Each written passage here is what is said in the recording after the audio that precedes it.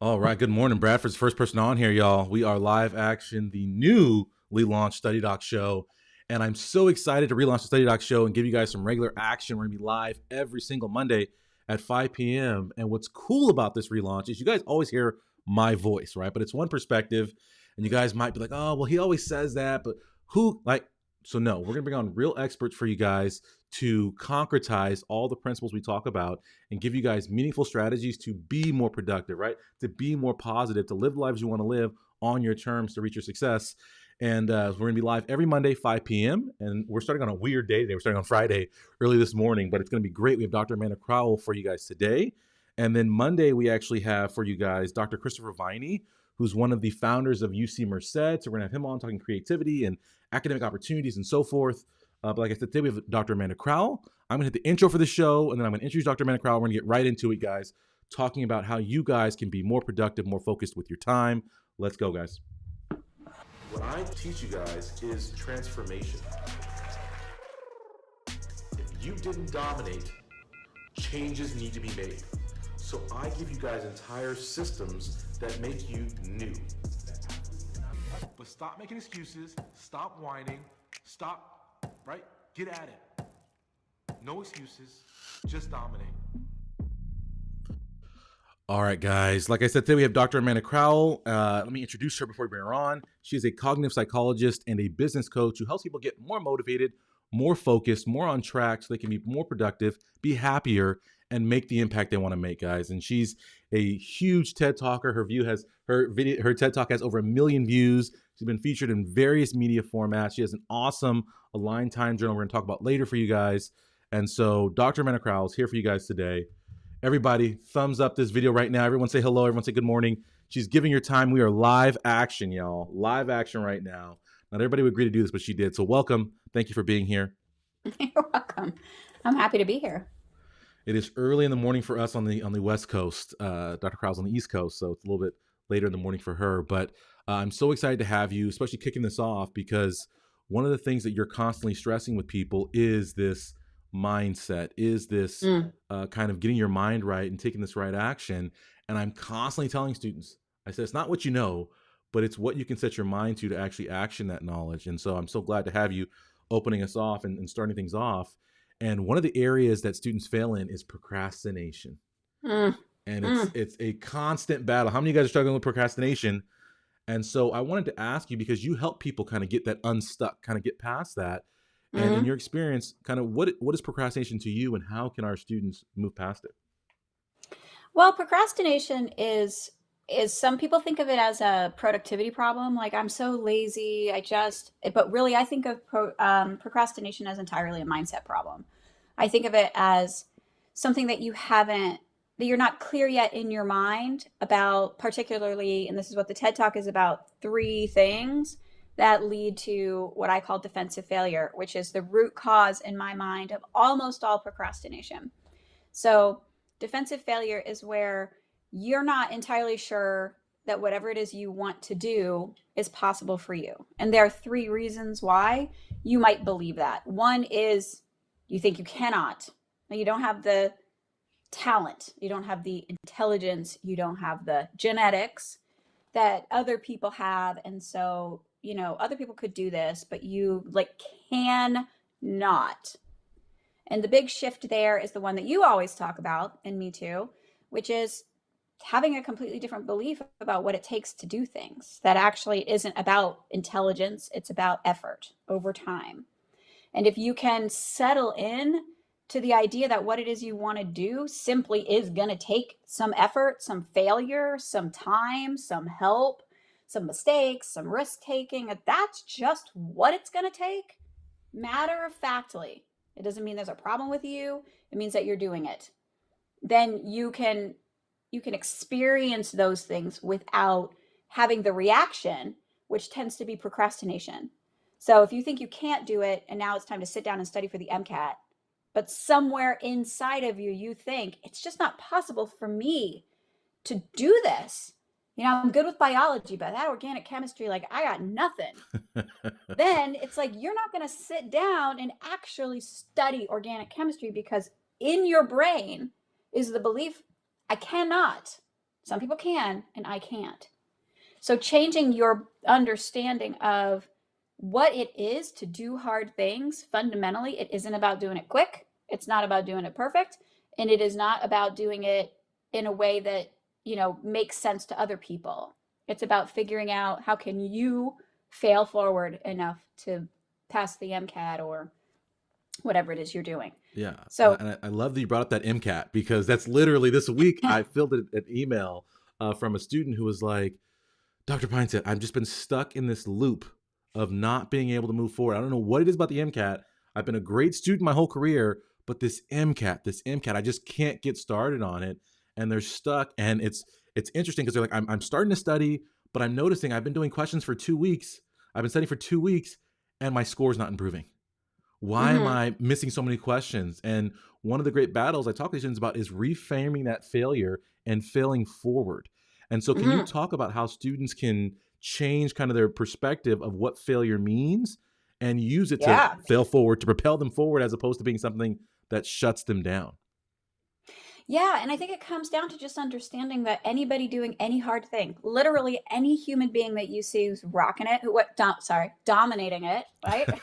If you see any human being dominating what they're doing, they failed their way into it. There's not another path. Nobody Yeah, woke up as a Nobel Prize winning scientist or a dancer on the stage of the New York Ballet. They failed their way into that. So one is just like calm down, get with the rest of us and start failing. So that helps a lot. But then I think there's something else that happens with students, and this one kind of connects to the other mindset, or one of the other mindsets that get in the way, which is belonging.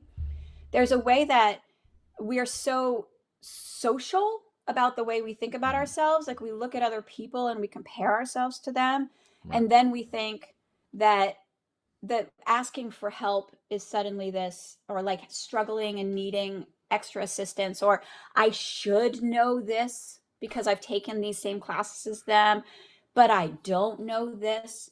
And so I think that asking for help somehow gets very muddled in their brain. In students, I'm a professor too, in addition to all that other stuff you said.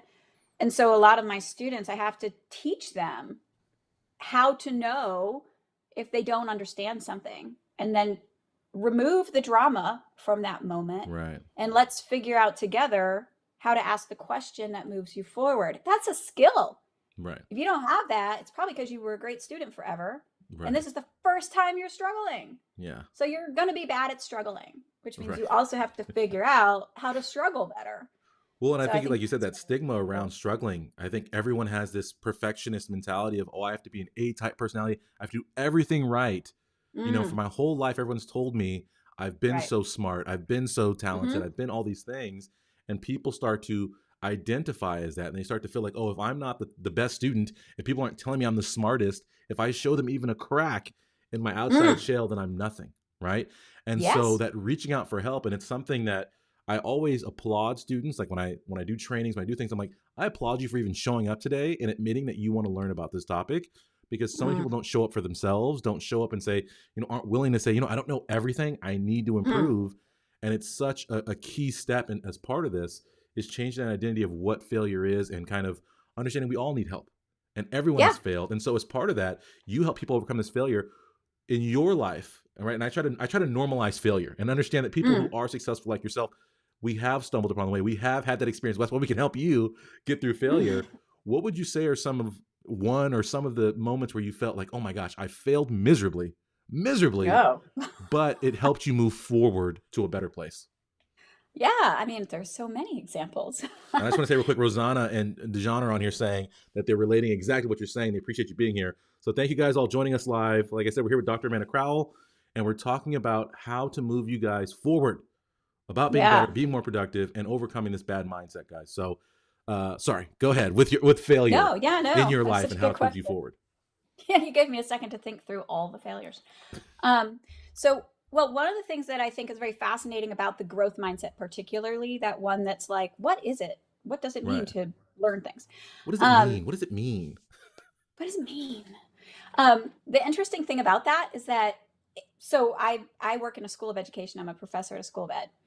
And so one of the interesting things is that the students we see who actually naturally develop a growth mindset are students in special education classes. These are the only Interesting. ones who are the only ones who struggle, get the support they need. They're not the only ones, but they're the most common ones, get the support they need. And then suddenly, out of nowhere, they couldn't read and now they can. So they actually have a lived experience of that. The people who struggle the most with a fixed mindset are not the ones who've struggled their whole time in school. It's our perfectionists. It's the you and the me and the people on this live YouTube, right? Because of exactly what you said, we're not used to struggle. And we have our first moment of struggle as adults, almost like in college or when you're studying for the MCAT, or you, God forbid, you get to med school and that's your first moment of struggle. Like I would say, thank God the MCAT is so hard so that you can struggle and figure out how to do that now before you get into med school when it's going to be so much more powerful. But yes, I have had many moments of struggle. I mean, they run the gamut. I mean, for me, I was a very academic, successfully person academic. Those words don't fit together, but you know what I mean. Oh, I know it. I know it. I got you. So, but my strengths, despite what just happened there, were in the world of words. And when I needed to take the GRE and get into grad school, because I wanted to go to a very good grad school, I had like all these thoughts about that would make a big difference. You have to do it. If you don't get to the best school, then It what is has your to be life? the You're a best. complete failure.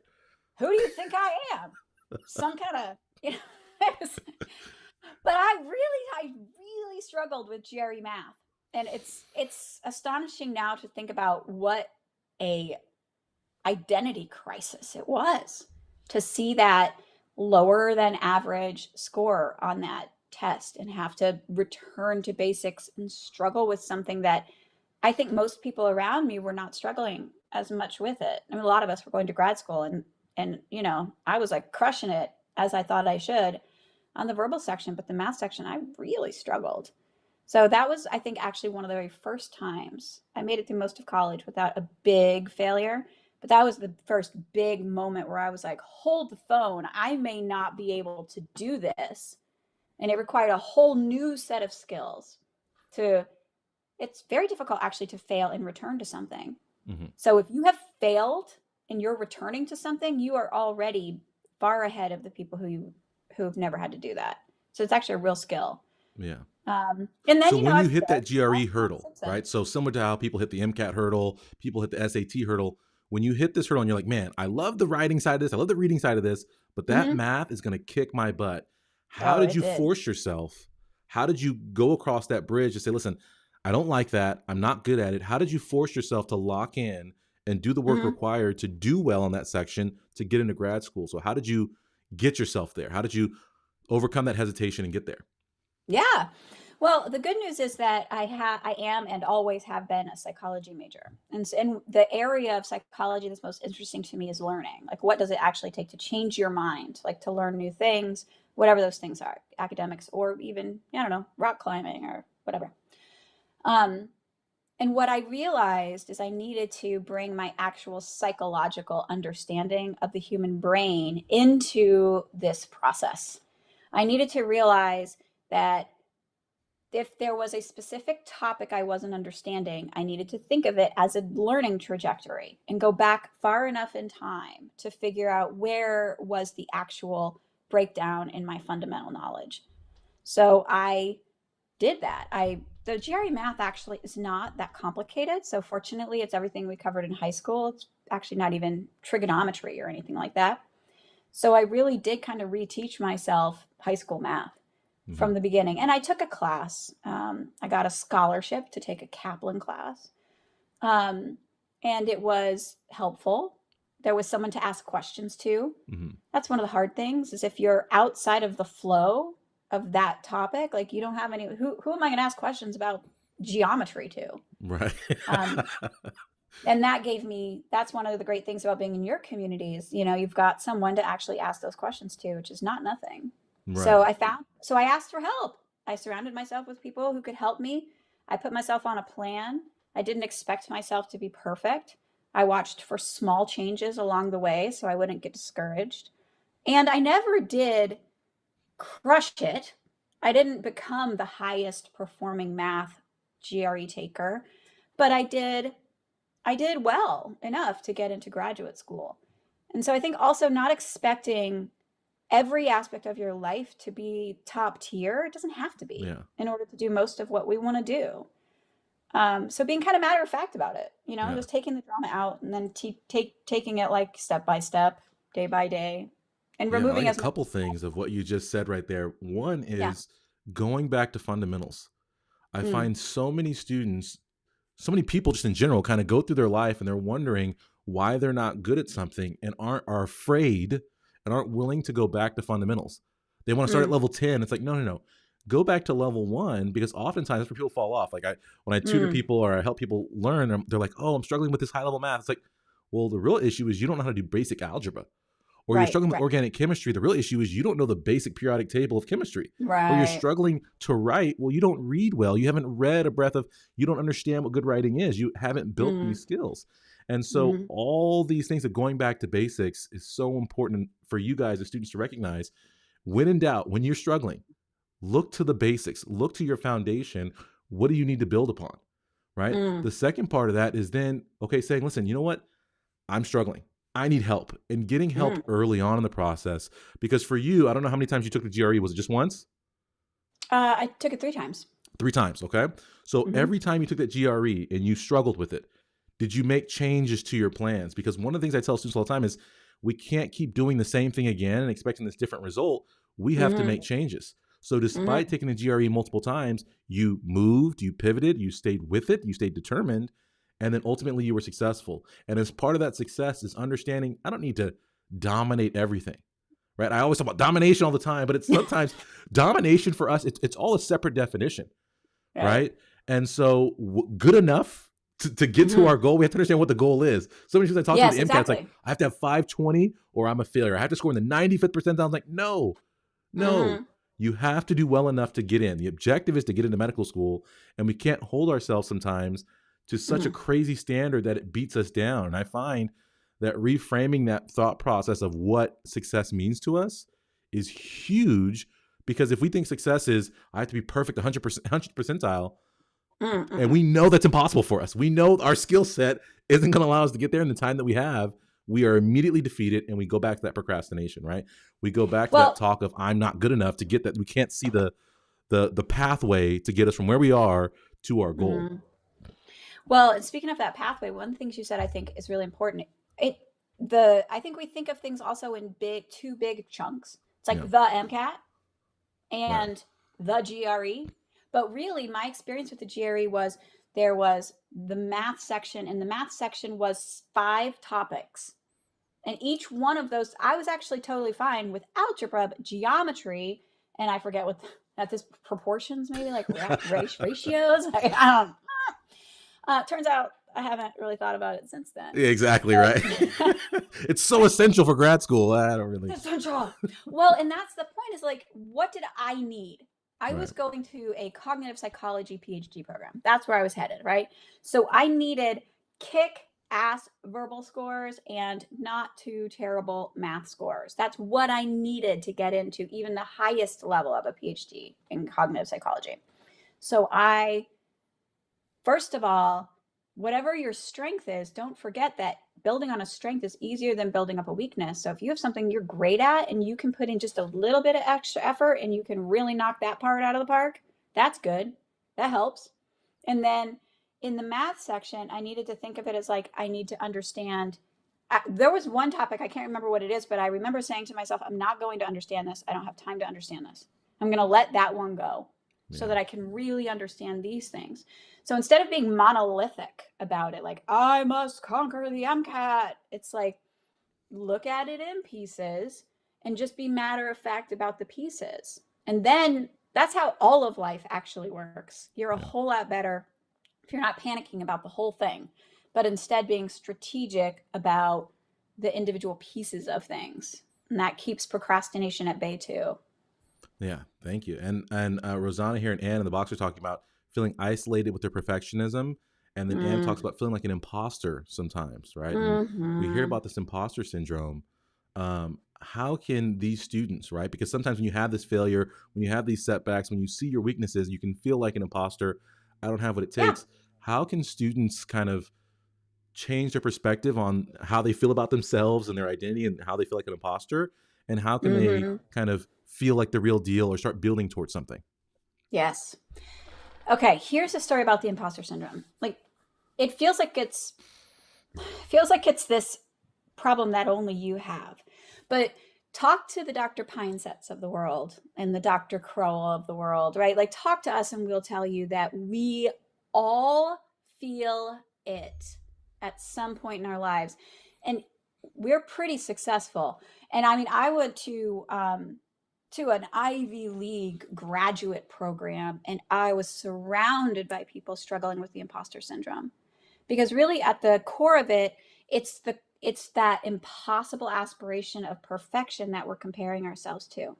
If you change the game entirely, which you should, let me just say, change it entirely and say, how can I be a part of a community of people doing amazing things with their life?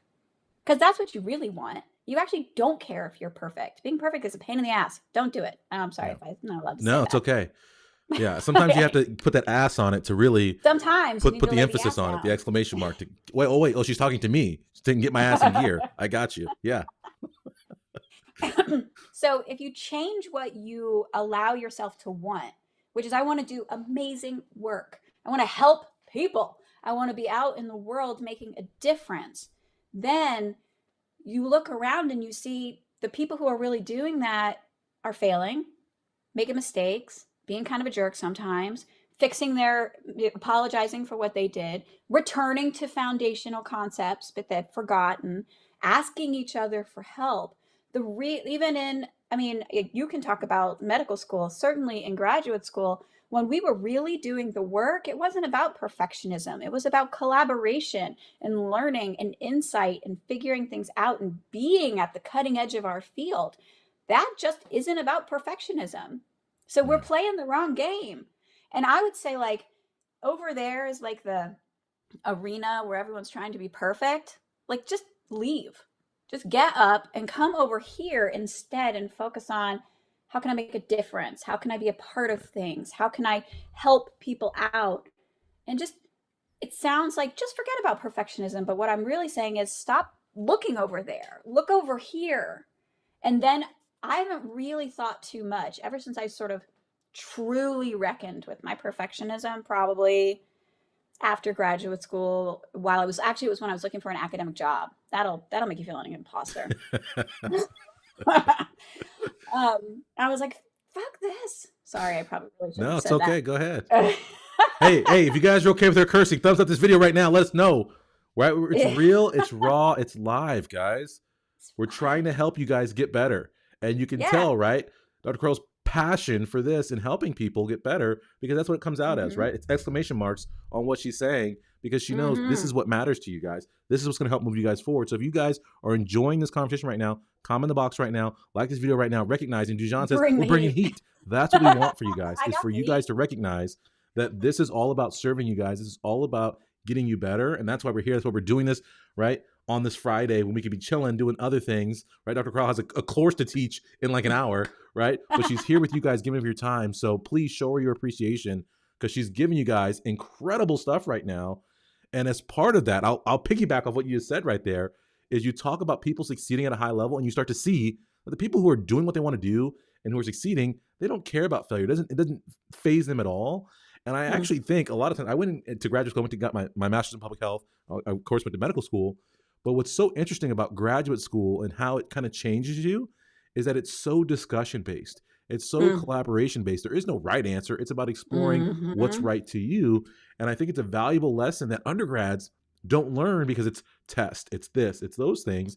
And people don't recognize it's not about all that. It's about your ideas, your ability to articulate those Mm-hmm. ideas, to act on those ideas, and to make a positive thing and to live the life you want to live. And that's the freedom and the space you have in graduate schools to see, okay, what do I care about?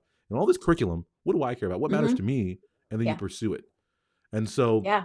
for pre-meds, right, and college students in general, one of the things that I struggle with students, or students struggle with, is breaking free of what their parents want them to be, Mm. of what society wants them to be, what they think they have to be, and finding out what really matters to them, right? And what Mm-hmm. their identity is.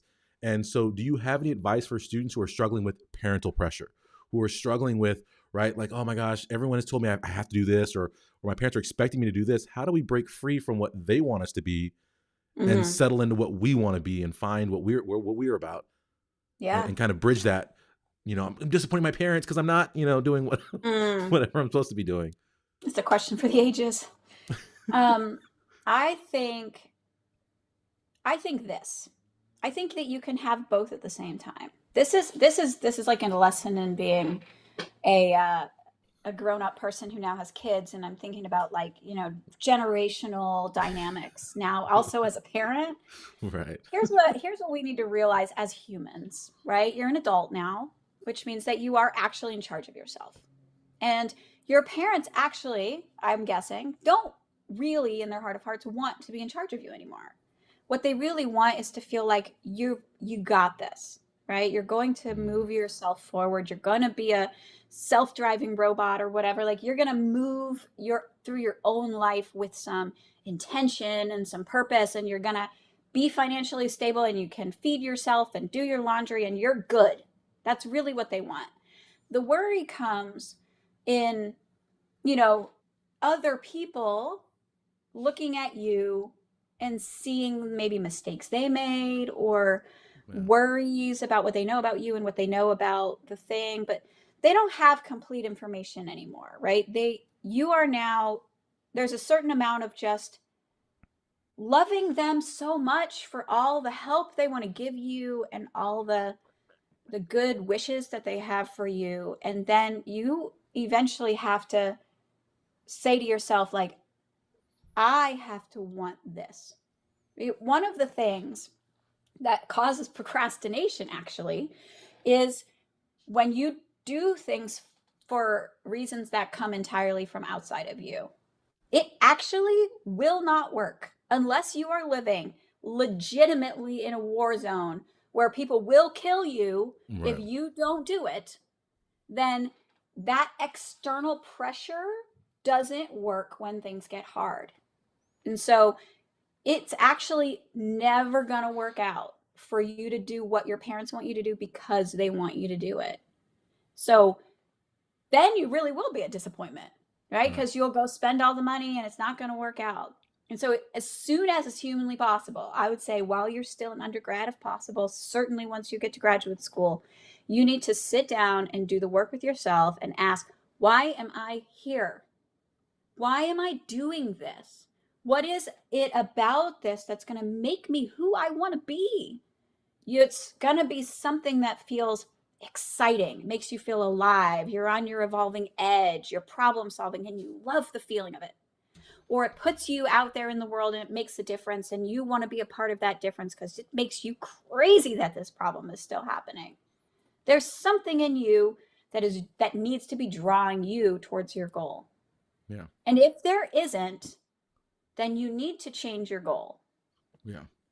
Because it's not going to work. You might make it all the way through and then you'll be miserable and you'll be stuck with the loans. Right. Like, Exactly. that is not a good thing. Exactly. No, and it's so true. And I tell students all the time, like, the reason medical schools ask you, why do you want to be a doctor, Mm, is because they're trying to separate people who are intrinsically motivated to get there right. versus people who have some kind of shiny idea of whatever it Mm, is. It's like, no, no, no. Is this really you? Because we know this journey is going to be hard. This yeah. journey is going to be filled with failure and feeling like you don't know anything. So you have to have that intrinsic part of it to be able to move through. And one of the things I talk about with students all the time is when we talk about goals and we talk about, right, oftentimes people are motivated by their goal, right, and by what they're trying to attain. But we have to kind of change our goalpost.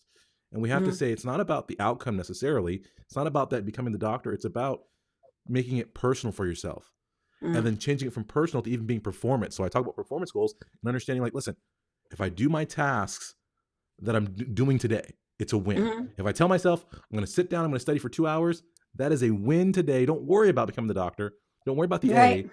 A. Am I today doing what I have to do with my Mm-hmm. to-do list? And so I tell people this all the time. So I think it's so valuable to understand that separator of something has to mean something to you. And Yeah. in terms of a term that you use that I love and I think applies strongly to everyone is this accidental entrepreneur. Mm-hmm. And when we talk about entrepreneurs, it gets a lot of connotations and things in the head, but people don't recognize that we are all entrepreneurs. We Mm. just, most of us don't realize it. And so we end up being accidental entrepreneurs. So if you could explain this accidental entrepreneur kind of a term to us, Hmm. and specifically, because I feel like a lot of students, they get pushed into activities Hmm. and they're like, okay, I'm supposed to do something, but I don't know what I'm doing. I don't know how to do it. I don't know how to be better at it. And they have Hmm. aspirations. We also have students who, all right, in this time of COVID where finances are tight, are looking for side gigs, side hustles, things to get going. So can you talk about being an accidental entrepreneur and kind of what that is, and how students can be more effective? Yeah. So being an accidental entrepreneur is when you are in pursuit of your great work, right? You are trying to solve a problem and you discover suddenly that you're the president of that problem solving club, right? Like now I'm the president of the campus students against global warming. Yeah. You know, like, now I have to do this. Or like you are a great writer, and so you want to be a tutor. That's a very common business. People don't realize that, oh, wait, this is a business. You're tutoring people in one of the classes that you did well in, and now you realize, like, I'm not making very much money. I'm doing it for free sometimes. I'm not clear about what I'm hoping to accomplish with it. And so moving from being an accidental entrepreneur or somebody who sort of falls into something that could be entrepreneurial if they kind of leveraged it, and being a real entrepreneur, the difference between those is being intentional and allowing yourself to set goals that are related to money and outcomes. So one of the things that happens in entrepreneurship all the time is that you get some clients, you're doing some work, maybe it's tutoring, maybe it's writing, maybe it's filmmaking, maybe you're writing social media copy, who knows what you're doing. But it's like it turns into feeling like the worst hobby ever. It's like all I ever do is work. I make almost no money. I feel like instead of one boss, I've got 10 bosses, like all of these clients. And then that's what happens when you fall into something. So being the process here is how can we bring intention into it and let that operate like a filter on how we spend our time. So it involves a few different things. One is not doing everything, because when, especially students, I see this a lot, students who find themselves doing everything. They've got a job, maybe two. They are the president of the club. They're studying for the MCAT. They're taking 5 or 6, or they've like over tallied into 7 classes. Right. And they're like, why am I so stressed out? Yeah, I And then can't figure it's out why. I mean, I'm just doing the normal stuff. I mean, 10 classes, this, that, the other thing. Like, yeah, right. I'm It's like, taking care of my oh, mom, I'm yeah, doing this. Like, it's like, I got, it's, stop it. And then finals, they take their finals and they sleep for a week. It's like, yeah, it's a good thing terrible. you're young. Terrible. So one of the things is to stop doing that and think about, like, what do you want to really invest your time in? In college, it's easy enough to kind of spread it around because the things you're doing, they end. You take a class for 4 months and it ends. But after that, things go on much longer. You have jobs for a long time. Take on clients, you work with them for a long time. And so starting now and thinking about, like, where do I really, there's all these things I could do. What do I really want to do? Which honestly comes back to having that internal sort of GPS about what it is you want to do and why you want to do it. If that question makes you say, like, I don't know, why does it matter? That's what you need to do. You need to go do the work and figure out, like, who are you? What do you want from life? Like, what makes you feel passionate? What makes you feel excited? And I'll send, I don't know how we can get this to people, but I Oh, have like we'll put a bunch of links. So after we do this is live action, y'all. But after this, we're gonna update the description box below. We're gonna have a bunch of links to Dr. Crowell's stuff and to any things we talk about today for you okay, guys. So come back and check the description box after this, and then for the okay, podcast, I will put in the show notes for you guys who are listening to this on that's the great. podcast. Because I have a vision challenge that can help you, like, Okay. kind of get clues about what it is Yeah. that's really in it. What are you really here for? Then you have to let what you're really here for be a guardrail, be a filter. Do the things that get you there, and don't do the things that don't get you there. And that's one really big skill of being an entrepreneur, because you can't build something out of nothing with no time. Yeah. So trying to do everything on fumes just burns you out, and then that also leads to procrastination. Yeah, and as part of that, you said like doing all these things. I find that some Mhm. people confuse busyness with Oh, productivity. And so people mm-mm. think if I'm not doing 1,000 things, then I'm not. And I'm like, that's just empty action. You're doing a lot of things, but you're not really doing anything. And so kind of That's coming the off of imposter that syndrome. perception of more is more. No, sometimes Mm-mm. less is actually more in a lot of Well, ways. more of what matters is more. Oh, there we go. Yeah. Less of what does not matter, which is not what other people think matters. It's what you think matters. If you need to draw for an hour every day to feel like yourself, that hour matters. If you're drawing because you hang out with a bunch of artists, but actually does nothing for you, then that hour is not more, Yeah. right? So it really is about you and what you need to both do and get closer to your goals. Sometimes there's we clear out all the space in our lives and we lose everything that makes the hard thinking possible. Like you really do need Mm, to rest, you need to eat, you need to exercise, you need to meditate if you're into that. You need to have sanity goals in your life too. And sometimes we fill it up with so much busy because we want people to agree that we are exceptional. Hey, look at all these things I'm doing. yeah. I'm exceptional, right? Please agree with me so I can feel good about myself. Instead, it's the intention again. Why are you here? What are you in it for? And then make choices leading to that, not to all this empty, please tell me I'm exceptional. Please tell me Yeah. I'm right. Please tell me I'm doing it right. Like that is it's like a bucket with a hole in the bottom. It's like you're constantly pouring water and it just flows out the bottom. It's a waste of time. Go instead do what matters to you and feel good. Yeah. Make a difference. I love that sanity goals because students think that being insane, feeling crazy, feeling burnt out is the norm. Mm. And I'm like, no, that's not the norm. You shouldn't feel that way. You should feel Right. great every day because you're Mm. pursuing your dream, your goal. And it's Yes. all these, right? These self expectations, these expectations that other people have on us that aren't really in alignment with what we Mm-hmm. feel. And Kiki says, what things do you do to stay in touch with that real self rather than what others expect of you? How do we do that? Yeah. Such a good question. And honestly, it's almost about it's just almost about building a sensitivity. You have to learn how to recognize how you feel. There's a lot of schools, I'm sorry to say, as someone in an education department, Yes. schools don't, uh, Yes. they do not teach us how to listen to how we feel. It's like, okay, it's 10:35, time for 35 minutes of math. Now stop and go run at the gym and then stop, right? Go read a book. And like in real life, real people, we don't operate that way. Before we go to school, we're very in touch with how we feel. We're like little kids. We meander around. We know how we feel. We know when we're hungry. We know when we're thirsty. Like we know ourselves. You have to kind of reteach yourself who you are, but it isn't that hard. You want to know this. It's not like you'll resist it.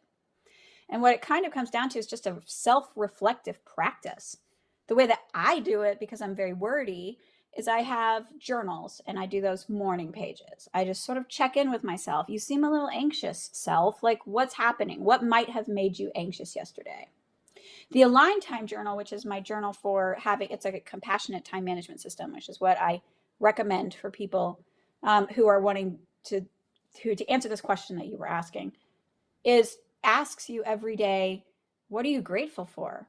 That right there is a question that if you ask it every day and then you observe your answers, will remind you of things you've forgotten about yourself, right? Like, oh, wow, being in nature is very important for my sanity. I forgot that. I live in New York City. I'm always in this concrete jungle. I need to get out into nature more often. You'll observe that.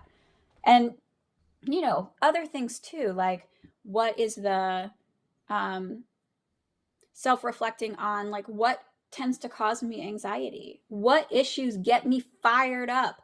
Where will I not stop talking? Like, what is a dangerous question to ask me? Mm-hmm. Who will I never stop advocating for? Mm-hmm. And then you are a person with commitments. You are particular. You are specific. You have passions. You just think they don't matter because you're so Right. busy following the path. And when you bring them together, when your passions and your path are aligned, you will be so much more successful and happier and overcoming things with less panic and drama and anxiety. So I don't I know if just need that to answers the talk to you question. I every can't day remember the is what I need to do in question. my life. If you guys are enjoying this, Dr. Crowell, please take a second, like the video, comment, let her know you appreciate her being on here live with us, guys. She's a cognitive psychologist, a professor. She has a class and a half hour, but she's here with us giving us great information. And we're going to put in the box for you guys that vision challenge, getting clear on your vision is so important. We're going to put that link in the box for you guys below. We're also going to put a link to the Aligned Time Journal because, like you said, it's that compassionate part of time management. And I think it Yes. goes to Alan's question where he's like, is it bad to have a perfectionist goal? I feel like it's okay so long as you understand failing is good and have your standard be to your best. So how do we separate, right? And that's Mm-hmm. our standards, having a standard for ourselves, having, right, Yeah. of saying, listen, I want to achieve, I want to be a high performer, but how do we keep it from being a guilt-filled thing? I think Mm-hmm. is kind of that area of being compassionate with yourself, of saying Yeah. it's okay not to be that. And I always talk about, I am a perfectionist at heart, 100%. Mm-hmm. I love being a perfectionist, but I am a compassionate perfectionist, to steal your That's word, it. in the sense that I strive for perfection. That's my Mm-hmm. goal, but I don't expect perfection from myself.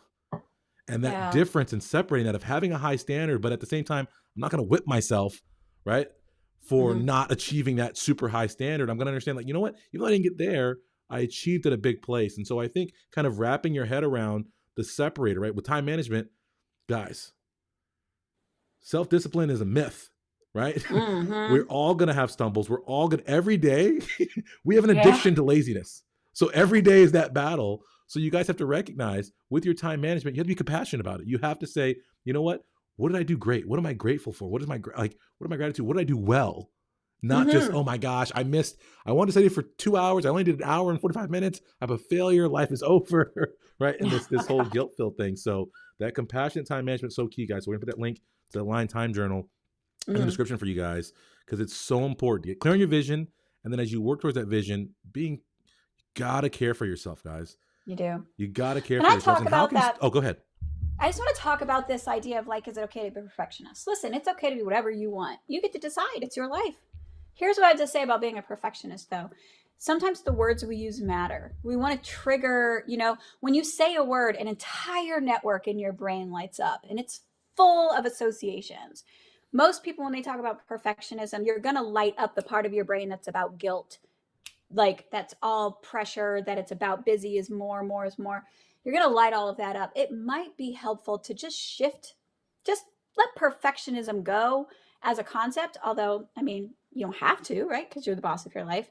But words like having high standards, words like being excellent, words like being extraordinary, and for me what I found as a perfectionism at heart as well, the words, what I really want in life, what I've discovered about myself is that I want to be on my evolving edge, which means being a Mm, perfectionist will be nothing but a cross on my back, right? I will just always be miserable if I want to be both a perfectionist and on my evolving edge. I can't figure out how to get this in the camera. Both things, those two things are difficult to hold at the same time. And being on your evolving edge is where you're learning new things, figuring things out, trying to make something out of nothing, building a business, writing a book, going to a med school that where you're going to be surrounded by really high achievers.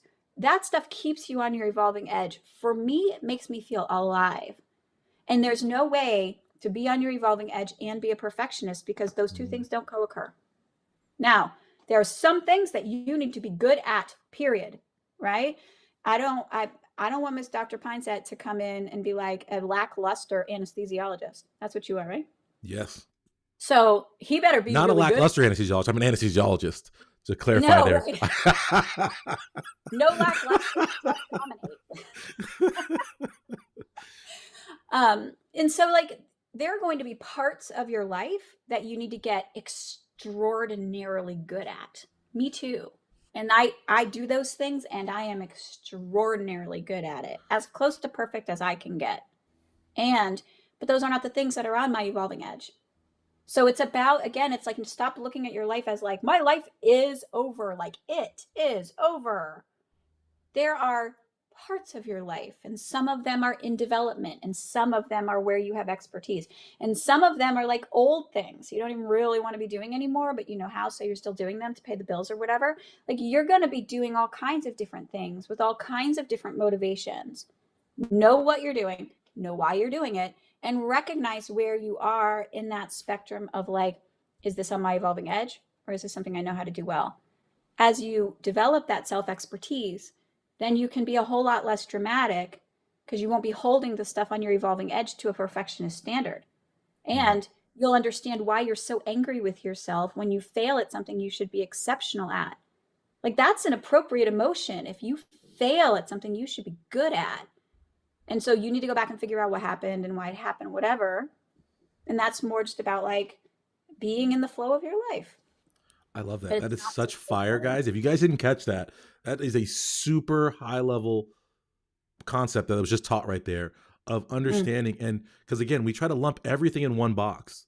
But mhm, if we want to really be healthy, if we want to be successful, we have to separate things and really break things into separate components. We have things that we should excel at. And if we mm, don't, we should be mad at ourselves. And mhm, we have things that we're trying to grow into, that we're evolving into. We're on the edge. We're trying to grow. And so as we do that, we're going to have more failure. And it's mhm. us expecting and us being okay with that failure that's going to allow us to really push forward and turn those failures into successes and to grow into that where it becomes into our skill set. Right. So Yeah. we Yeah. have to understand that. And as part of that, guys, I see questions popping up in the box because now we're getting real. We're hitting people's triggers when we're talking Uh-oh. about this mental health aspect, because so many of you guys live in this anxious space where all the time you're worried. And so Mm, one of the things I'm constantly telling students is, right, we talked earlier about getting help academically, mhm, whatever it's going to be, but the importance of having a support system, the importance of having a coach mhm. and Yeah. soliciting someone who can help you with your mindset, with how you're thinking about things. The importance of seeing a psychologist, seeing a therapist, seeing someone to have something to talk about. We have to remove that stigma. And we have to say, listen, it's good to ask for help. It's good to get support in this, because sometimes we need someone else to tell us, get out of your own headspace and organize these thoughts. And Mhm, so I don't know how we transition this, but as students are asking about how they can kind of change their perspectives on things like having this chronic stress, having anxiety, and we can even, I guess, make it more specific to something mm. like anxiety around an event, a test anxiety, or Yeah. anxiety about the future. How have you, or what would you advise students who are struggling with this, who are in this anxiety bubble and can't escape? How can they make moves, or Yeah. get to somewhere different, find a better place, a healthier place to be? Well, there's two things. On the one hand, it's again sort of, we when we have anxiety about something, or we're worried about something, we sort of, we fixate on that, and then we think we feel really alone with it. And one of the things to do is to sort of rise up one level, like just rise out of your life for a minute and kind of look at the system around you and assume that almost everybody else is also anxious. Yeah. So, and then realize that people handle their anxiety differently. Some people, when they're anxious, they just go all baller all the time. I ain't got Yeah. no problems. I'm good. I've I, you guys are worried about the MCAT? I'm not worried at all, right? But that's usually, when somebody's saying that, it's actually a really good indication that they are actually deeply very concerned. They are worried that you have gotten a clue that they may not have something figured out, and they are trying to do damage control. Now, I'm not saying you go talk to them about their selves and like try to teach them that they're actually very concerned. I'm just saying, like, that allows you, instead of feeling like such an imposter, you're more strategic. You realize, oh, there must be something going on with that guy because he should be concerned. And then sharing your feelings with your community of support is other students studying for the MCAT, people you're meeting in your classes, people in Dr. Pinesett's community, whoever. Just share about it a little. I have found that if you share a little anxiety, other people will be like, thank you so much. Yeah. That door was not open. So some people are going to seem like they are having no problems. That is usually an indication that they're having lots of problems. So leave them, bless them, and send them on their way. And then the people who are around you, who are honest and a little more in touch with themselves, who are like, can talk to you about feeling a little anxious. Sometimes the thing about negative emotions is that when you say them out loud, it dissipates them. They amplify when you try to squash them or try to reject them or resist them. So sharing them is what helps with negative emotions. Now, if you don't have a good community around you, or you feel like your anxiety has reached the point where you're like, this might be serious, I might need more help, then go get it. I have been in therapy for a decade and I love it. I need somebody to talk to about my self and who am I and what am I doing. There's no shame. That is just luxury. It is a luxury good. Yeah. And when you are in college, it's free. Go talk to them. Yes. It will make everything better, because that 1 hour is where you get to be your most neurotic, most concerned, and you get to share that anxiety, and it will release the anxiety. Sharing it alone will make it better. Yeah, So share some in your community and a little bit with a professional if you need to.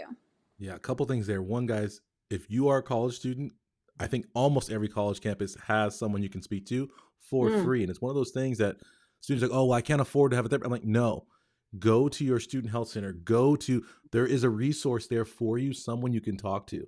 The other thing is building your community. And I was so happy this week to hear one of these students who had been on this MCAT train of I can't gear it up. I can't gear it up. They've been trying to gear up for this test for 2 years. They joined our community and they actually found an accountability partner, one of our other Cult of Greatness members. And now they check in with each other every morning and say, hey, are you on track? How are you feeling? What's going on? And having that has now turned it so she's so confident. She feels so good and supported about her journey. It's incredible. The third thing I'll say is when I do speaking events, I don't allow students to say, hey, Dr. Price, I want to talk to you alone for a second. I don't allow them to do that. And the reason is because this is what happens. And this is what causes this perfectionism to go around, is that people assume I'm the only person who has this issue. And so I force people to say, no, you got a problem? Tell me right here in front of everybody. Because when they say that, you know what happens? Just like you said, everyone's like, oh my gosh, that's me too. I was going to ask the same exact question. I got the same exact problem. Oh my gosh. And they can go together. It's like, oh my gosh, it's not just me. Other people are struggling too. And even though they fake it and they pretend like they understood everything, like they're perfect, they're not, guys. And so we have to understand that. And I'm going to be respectful of Dr. Crowell's time. I know she got to teach in a couple minutes, so I'm going to let her go. I do.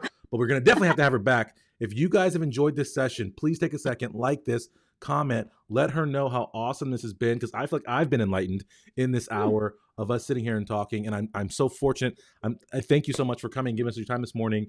We're going to put in the bio, guys, we're going to put Dr. Crowell's website. We're going to put her Align Time Journal, guys. If you guys don't journal, you're missing the earth, guys. You have to journal. Journaling is clutch. You guys always know. If you guys ever see me at an event, ask me to see my notebook. I will have a notebook with me at all times, because getting your thoughts down matters in a positive way, and having a structure to do that with something like the Align Time Journal is so valuable. We're also going to put the vision challenge in the box. If you don't have clarity of vision, you've got nothing, because you don't know where you're going. So there's no way you can make action steps towards getting there. So we're going to put that stuff in the box today for you guys. And like I said, this is the Study Doc Show. I'm Dr. Pines. This has been Dr. Crowell with us today. We're going to be back, guys, every Monday at 5 p.m. We're going to have Dr. Crowell back with us another time. This Monday coming up, we have Dr. Christopher Viney, who's one of the founding members of UC Merced. We're going to be talking creativity and academics and so much great stuff. But I thank you so much, Dr. Crowell, for being here with us Thank today. you for having me. If you guys enjoyed this, please take a second, like this video. Let her know that her time was well spent today, helping you guys move forward. Thank you. Thank you, guys. All right, everybody who joined us live, yay, yay, yay. We did it. Episode 1 is in the books. So exciting. This is episode 1? This is episode 1. That's what I'm saying. That's why I was so glad. I'm like, we're starting at the top, y'all, the pinnacle of getting our minds right, of understanding, because without the mind, guys, without the vision, without the mind, without understanding where everything else is lost. So I'm so thankful we got to start here with you today. So thank you so much for being here. Thank you guys for getting up early on the West Coast. You East Coasters, you guys, But the West Coast people, thank you for being up so early with us. And we'll be back, like I said, Monday, 5 p.m. with another great guest. Thank you guys for joining us. Hope you guys benefited, and we'll see you guys next time. All right. Thank you so much. That's it for another episode of the Study Doc Show. Show your love by smashing the like button and commenting in the box below. Today is the day, guys. No more excuses, no more complaining.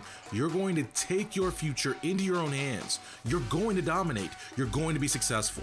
I challenge you. What are you going to do today to make your life better? Get to my website, thestudydoc.com. Grab a free ebook, sign up for a free webinar, and if you're really ready to transform, enroll in one of my life-changing courses or coaching programs. You have greatness inside you. Let me show you how to unlock it so you can dominate and make your dreams a reality. No excuses, just dominate.